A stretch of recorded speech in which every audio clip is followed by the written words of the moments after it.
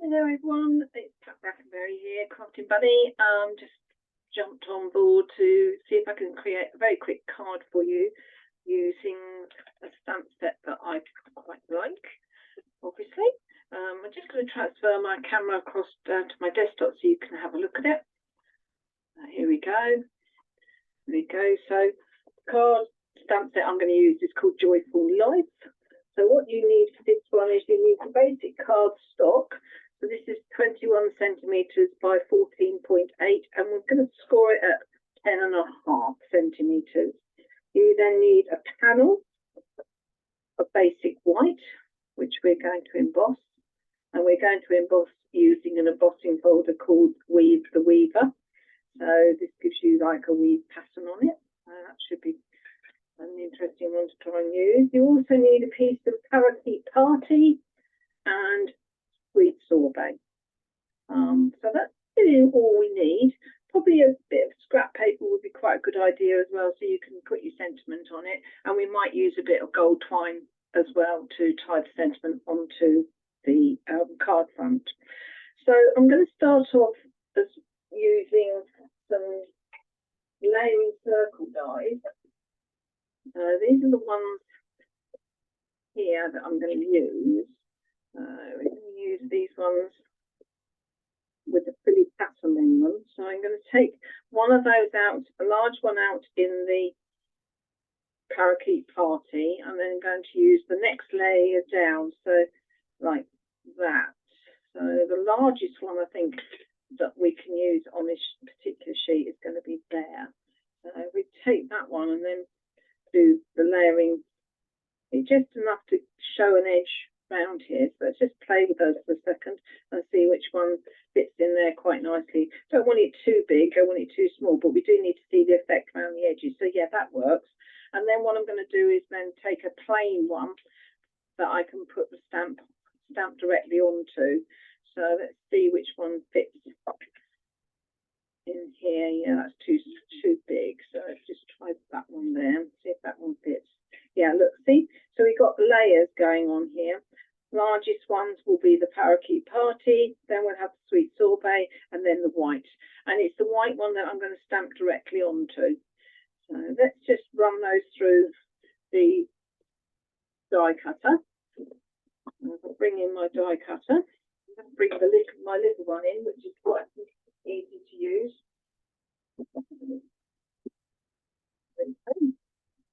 Bring those in and find the plates that go with those.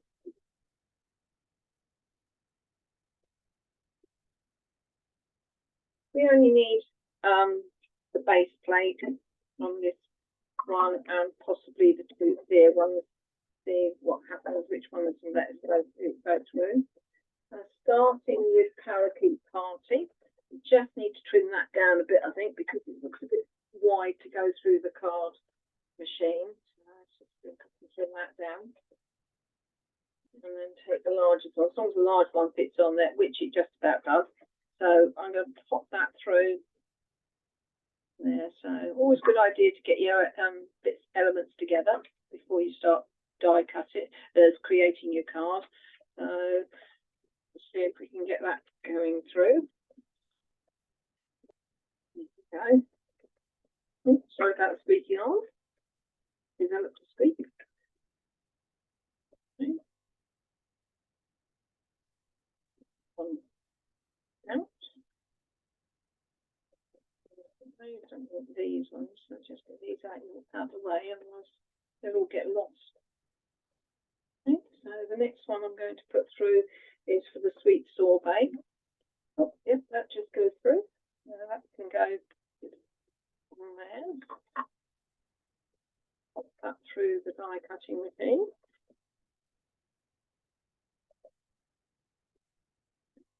To then hopefully give us a bit of an edge where the Parakeet Party is concerned.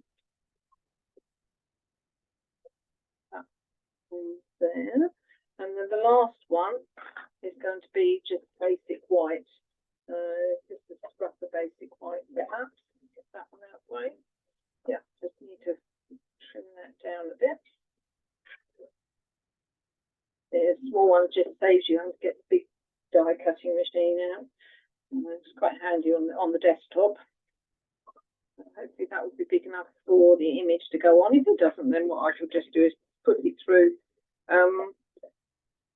stamp it out, and then just fussy cut it out. If I have to do that. Let's go on there now. We'll have a look in a minute. And that's just a plain circle with no frills onto it, so that's going to fit in there. So move these out of the way.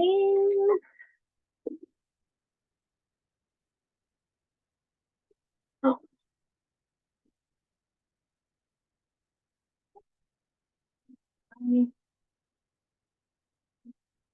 So there we go. So there's the parakeet party circle. And there we've got the sweet sorbet circle. And the plain in the middle. It look quite nice layered up together. So just pop those to one side for the moment. I need to just run, I do need to use the big ribbing for the next bit, because I'm going to emboss onto this card. So just bear with me one moment while I just nip and do that one behind me.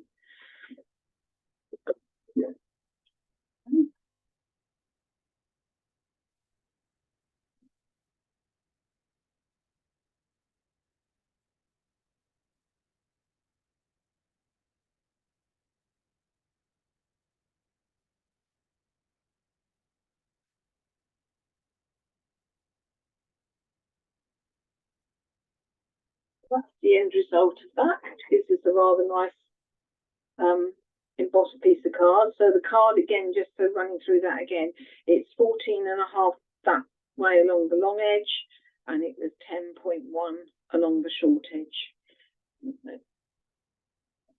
Quickly score my card. So the card base scored at 10.5.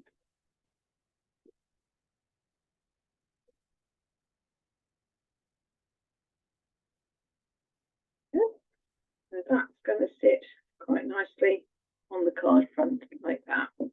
Okay, so the next thing I need to do is stamp directly onto this white circle with the image I'm going to use. Now I want to use the hedgehog in this card set, so I'm really hoping that the hedgehog is going to fit on this one. So yeah, she should do. Yeah, it might slightly be a bit off center. So put that down to the right.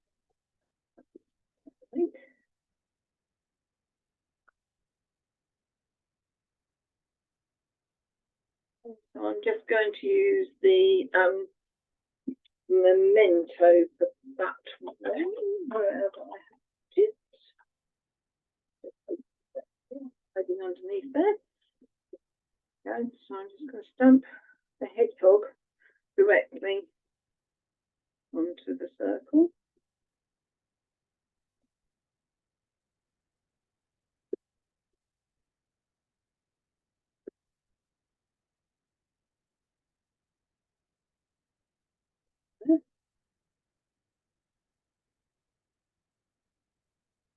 There she is.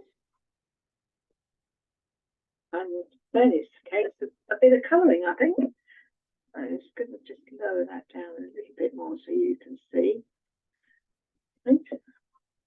So I'm going to use, I'm actually going to have a red apron with this. The red apron one, so that's going to be dark red on that one. And we'll have the light real red as well. I think we're then going to use Parakeet Party, the light one. The light Parakeet Party, which we can use for the bowl. And then we can use Old Olive for the holly leaf that's on the end here. I think her shoes, I think we'll use Daffodil Delight for that one, for her shoes. And the hedgehog herself, I'm going to start out by using the brown crumb cake. You shouldn't need to wait too long between stamping and starting to colour because it's alcohol based, so they do tend to dry out rather quickly. So I think I'm going to start with the hedgehog ivory for her face. I'm calling her her, I'm assuming it's a her. So quite easily to cover colour around the image where the spines of the hedgehog actually are.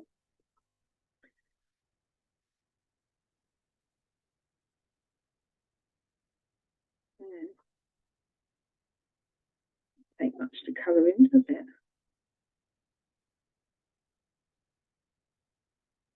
Just where the body is. You leave them the little bit alone.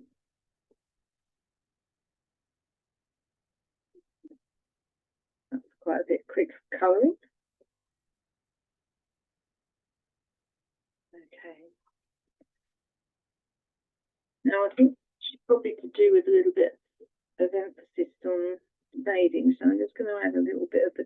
This one is the bronze, so I'm just going to go over a little bit on the back of her neck and her head, and I'm probably going to go down the bottom half of her body as well, and maybe around basically where you bend an arm, I suppose, and what have you.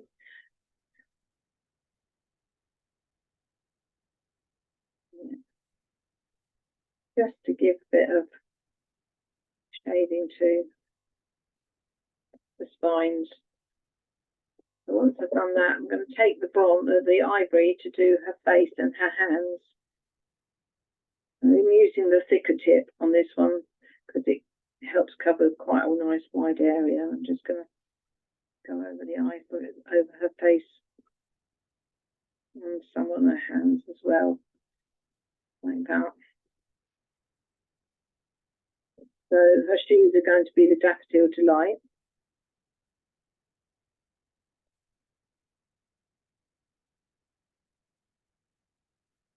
And then I'm going to start on the bowl. So I'm going to do the apples first. The apples are going to be the dark real red. Oh, now what's quite useful also is to use the colour lifter on this one, because obviously they want to be shiny apples. So if we use the colour lifter on the apples, and the beauty of this is that I can colour them all at once because they're all the same colour basically. So I'm just use the colour lifter a bit.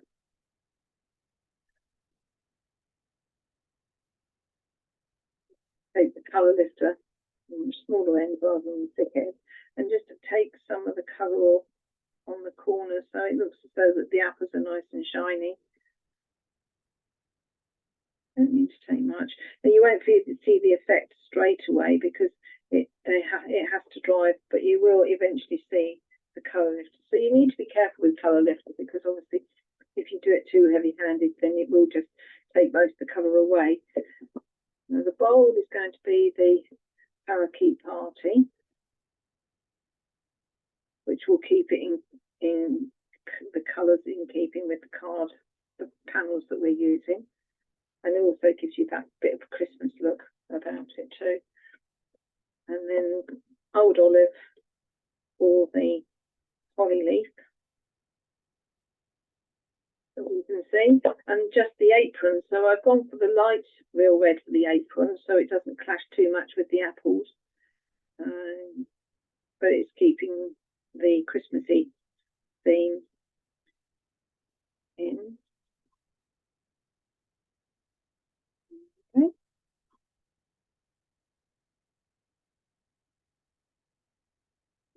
Yeah, that didn't take too long.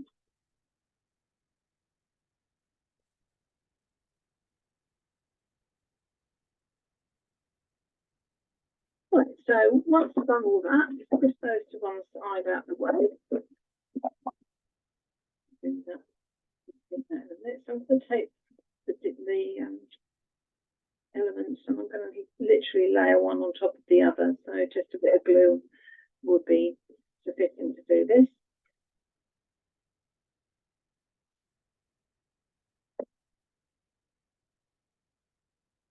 Obviously, you've got to make sure they're in the middle, so don't be tempted to press them down too quickly. That's where your grit sheet comes in handy too, because you can keep things level.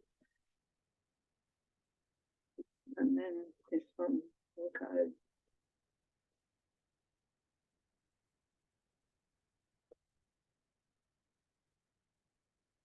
See, making sure it's straight. And then the next thing I need to do is I'm going to put some ribbon around my embossed sheet, but I'm going to do the ribbon so it's going across and down. So I'm going to use double-sided tape so that helps to secure. A bit of double-sided tape across the back first to do that. And just trim it off.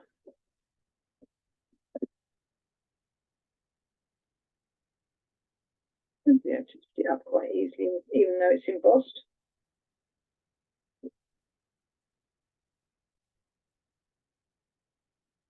Okay. So now I'm going to go start at the back, over the end, across the front, and just put it reasonably tight, but not too tight that it buckles it, and then secure it off at the back.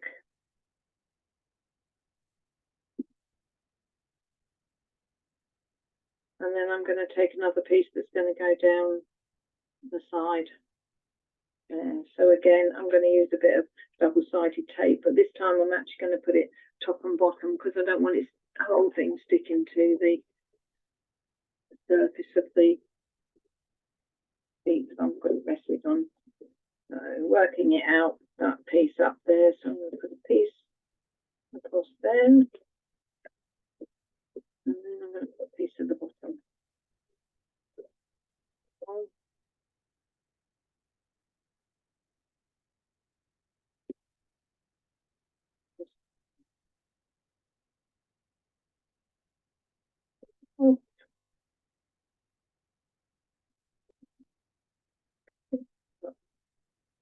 And again, same as I did before, taking it so that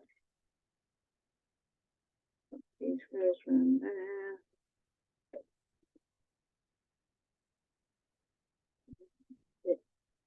So obviously making sure that it doesn't move too much, so it's still straight.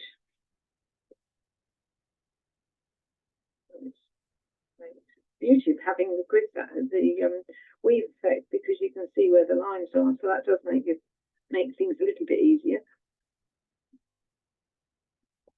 And I'm going to just quickly pop it onto the card front because I'm worried about the tape. If I put it down on the board on the table, it's going to obviously pull up the protecting material I've got on the table.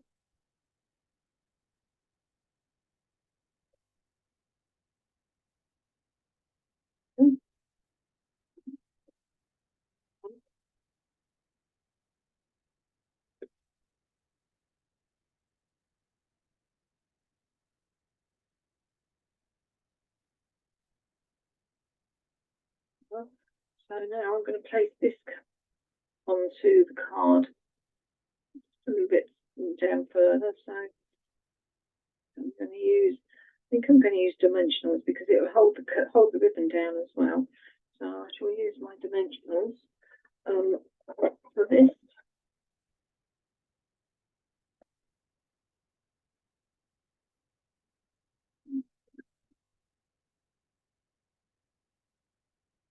They will help keep the ribbon in place as well.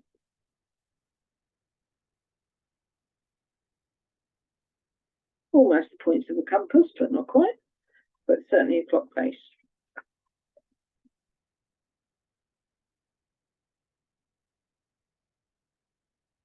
And they will probably be a bit more secure using this method because obviously with the reef effect, you can't get the glue in the right place. So, and I'm not going to quite put it over the whole thing. I'm just going to have some of the ribbon showing like that, and just a little bit higher. So, yep, that looks right.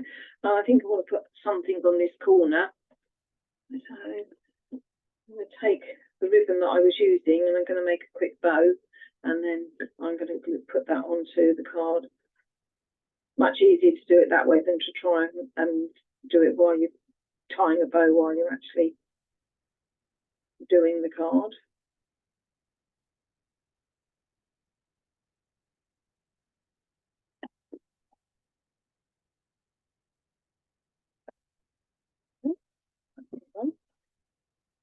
Readjust it.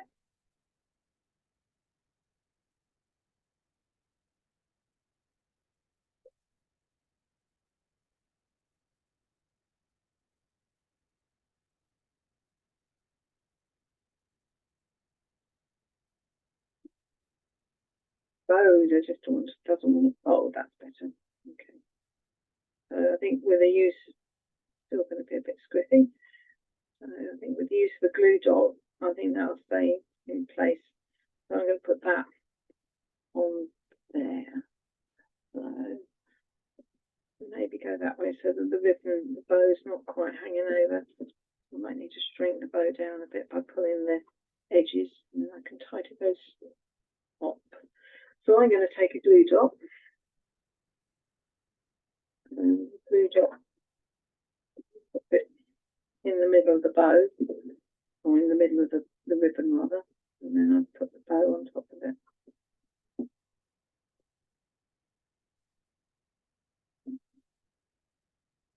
And then I'm just going to trim these two off, so we don't want the bow being quite so big. Trim those up a bit as well. The base of the card more or less done. So what I need to do now is to stamp a sentiment, and then I'm going to put the sentiment on a piece of twine around here. So my sentiment I'm going to use out of the pack of the stamp set. So I think I'm going to go with a little something for a great person. So this could actually go towards a particular person if you want to, or you could choose friends like you. That sounds quite a nice one, but I think that one would be quite nice to use. I think it's that one. Yep, it is.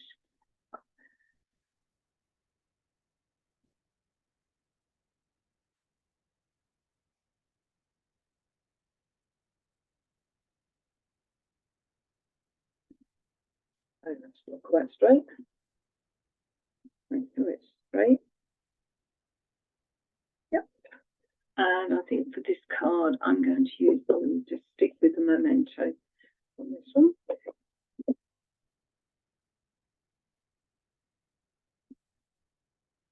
And I'm just going to stamp it on this corner here because I've got space, utilising the card. There we go.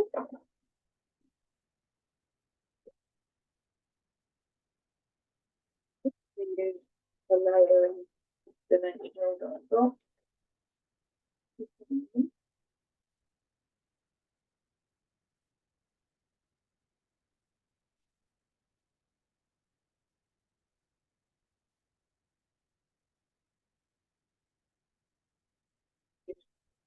A bit bigger one, so that put there. And I'm going to do it this way because a bit bigger on the one end, because I'm going to hold onto this bit and then use it to tie it onto the back through the die cutting machine.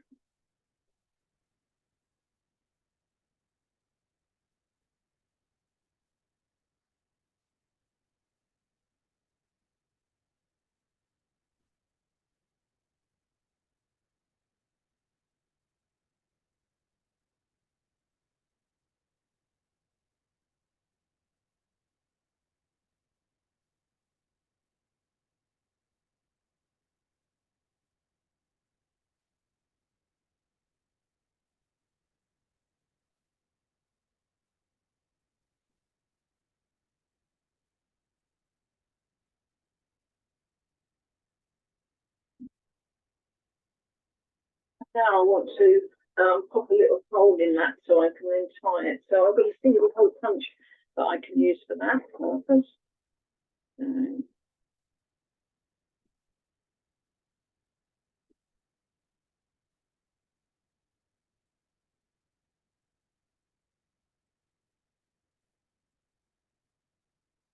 single hole at one end.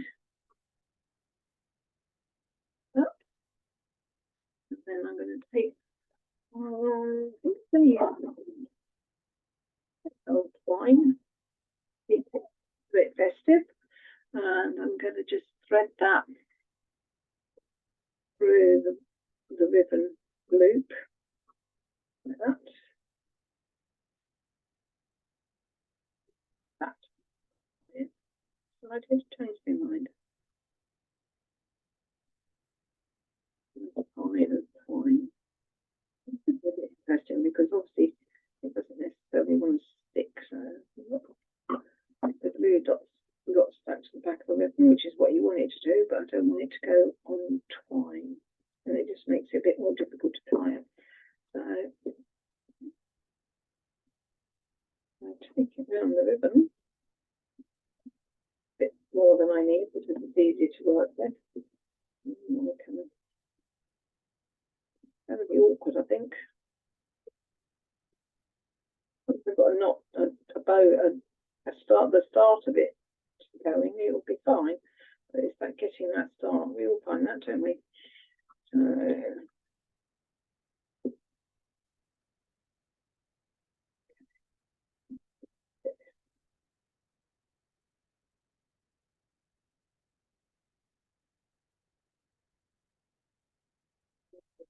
it'd be a good idea. I think because it's got a bit of a curl in it, it just makes it a bit more awkward to work with.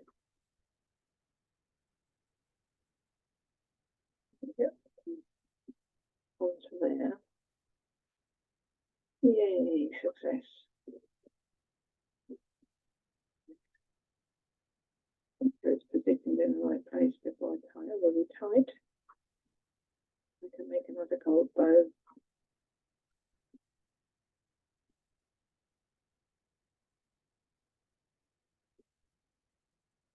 Trying to go the right same direction as the other bow so that one is sitting on top of the other. So I might need to do a double bow and then trim off just to be 100% certain it's going to stay in place.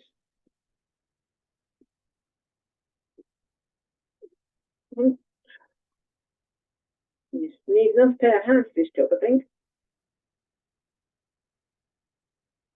There, that's it.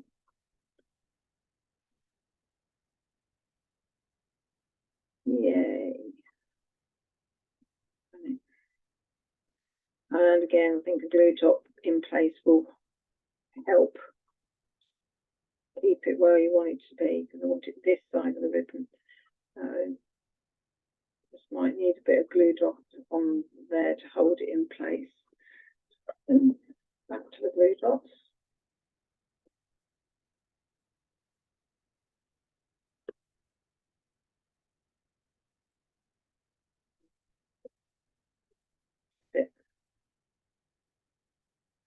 Bit of glue.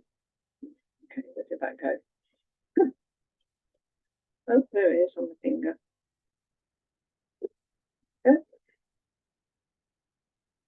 Put those tails out in a minute. I just need to make sure that this is fixed where I want it fixed.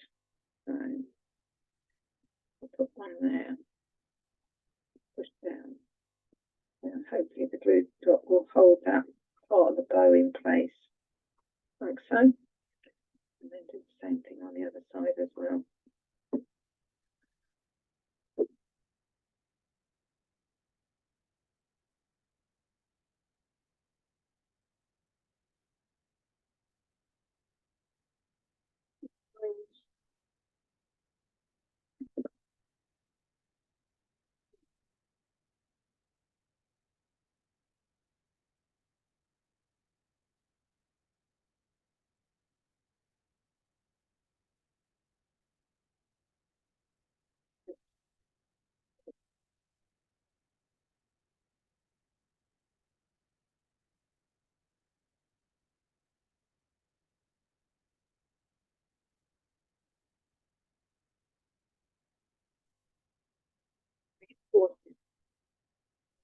The card with another second glue dot, just to be 100% certain that it's going to stay on the card.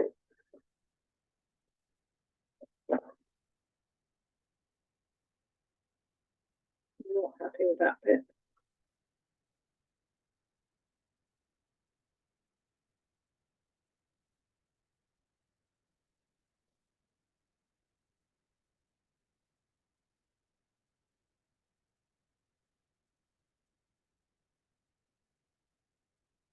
Okay, so, and you know what I forgot to do? Attach it to the twine. That's a pain.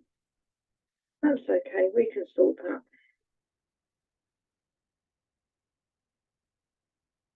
Just undo the twine.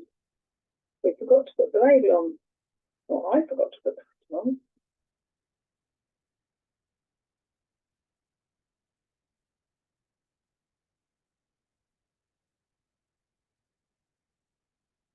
Wonderful when it all goes wrong. And it's not your card that's gone wrong, it's my card.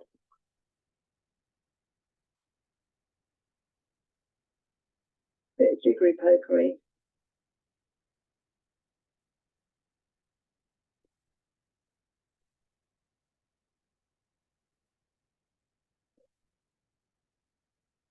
It can be sorted.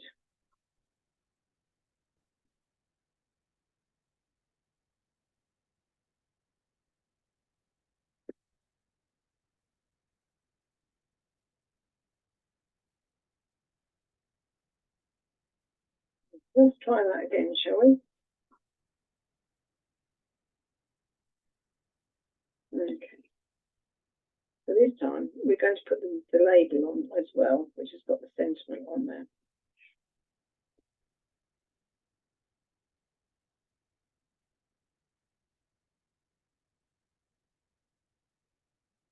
Okay.